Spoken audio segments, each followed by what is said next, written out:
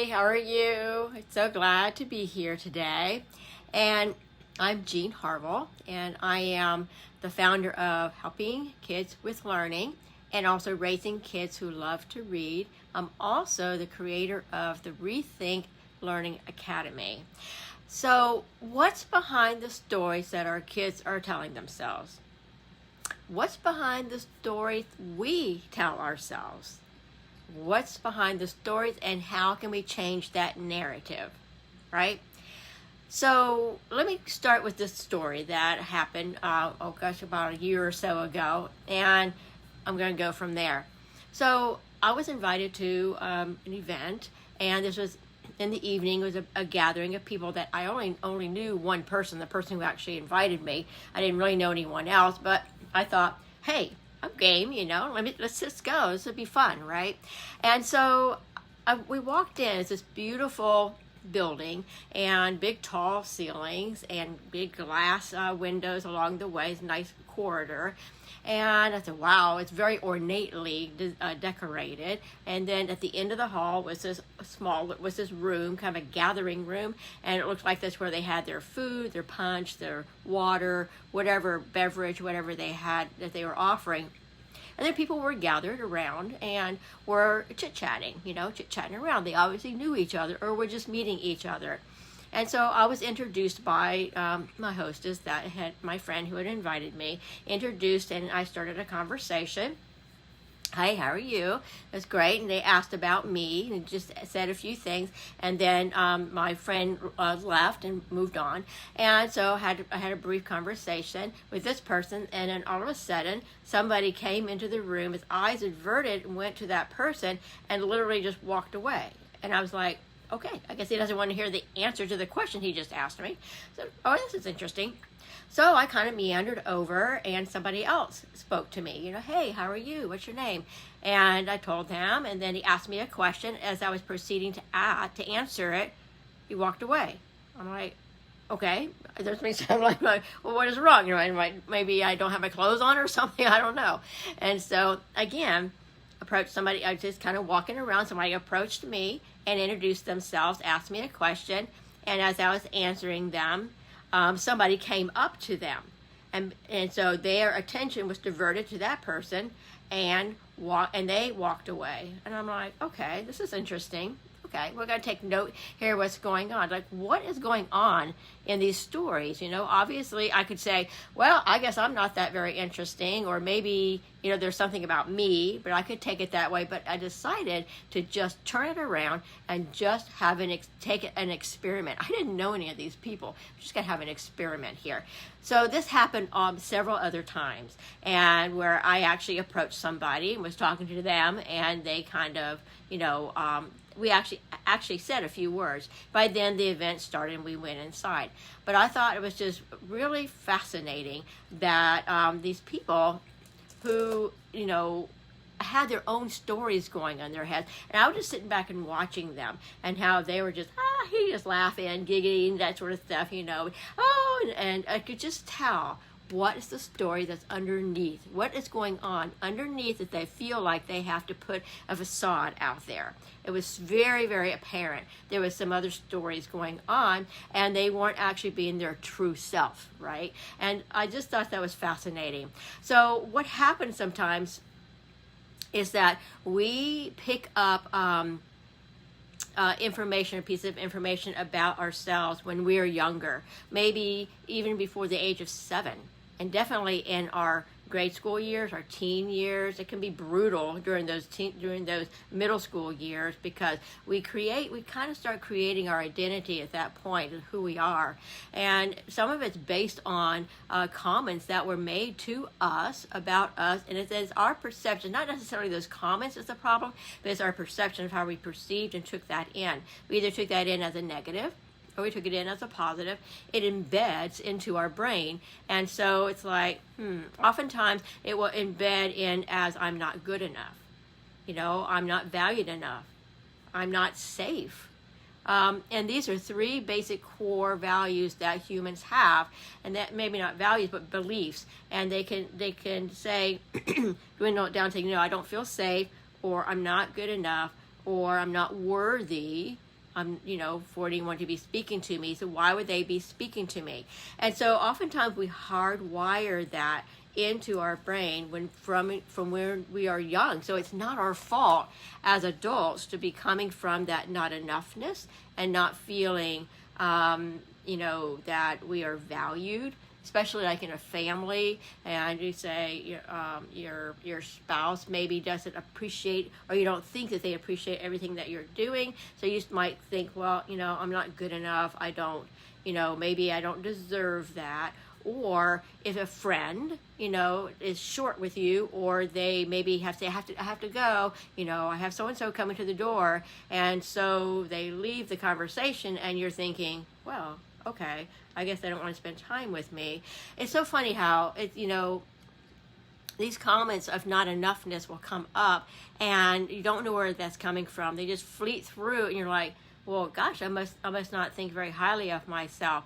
What happens is we have negativity bias in our brains, that we don't see the negative, in other people. We only see the positive in other people, and our brain keeps us at that negative. So we can't really see the good in ourselves. We have this negativity bias. So we see everyone else, how wonderful they are, how they've made it in the world, how beautiful. I mean, just all these, basically, exterior type things about them that we perceive about them. And excuse me, and if we happen to know them on a different level, then we think, wow, they're so talented. Why can't I be like that? Why can't I be like that? We don't see it within ourselves. So let's talk about our kids, okay? Our kids in school. They don't see that greatness about themselves, because especially if they have been feeling some negative stuff coming at them. And the thing is, though, it's a perception that they have. It may not have been anything negative that was said to them, but they perceive it as that. And and it gets hardwired into their brain that they're not good enough, that they're not a good reader. I can't learn. I can't do as well as my friend here. I'm not very good at kicking the ball. I'm always the last one chosen for the team. And if they are the last one chosen for the team, you can imagine what's going through their brain too, that they're not good enough. That was me. I was always the last one, because I guess I was short and small, and I didn't appear to be athletic. And I really wasn't. But then again, you start getting this inferior complex, like, well, gosh, why is not anyone choosing me? And so that happens with your kids, and they don't see the good things that they can do, because that negativity bias, they only see it in other people and other kids. And so they end up with the not enoughness, I'm not safe, this isn't, fun to do. And so that kind of starts wiring into their brain. So then we kind of wonder as parents, how come my child is not doing as well in school?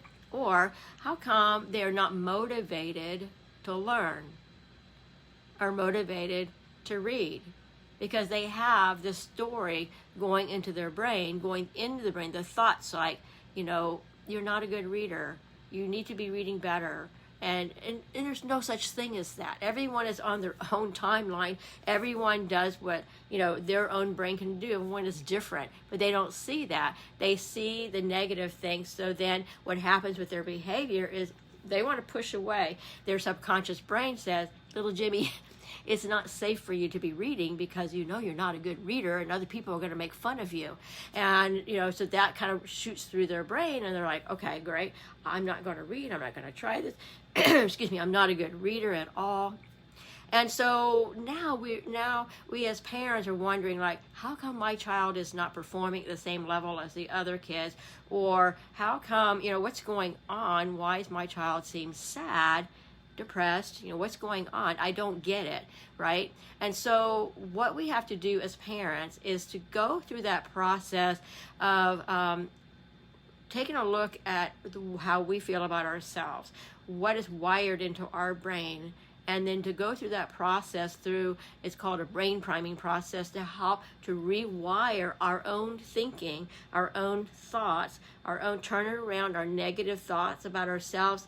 Then it's so funny how things get more clear. It's like a turn on button. It's like, oh, I see what's going on, because I was so squished down with my own negative thoughts. that I can't see the good or the goodness in myself, or the things that I can do, and that, that I can help other people. And so when we can shift our own thinking, and remember, it's not your fault. These are things that have been put into our thoughts and our brain, our process, and through our experiences as we are growing up, even before the age of 7.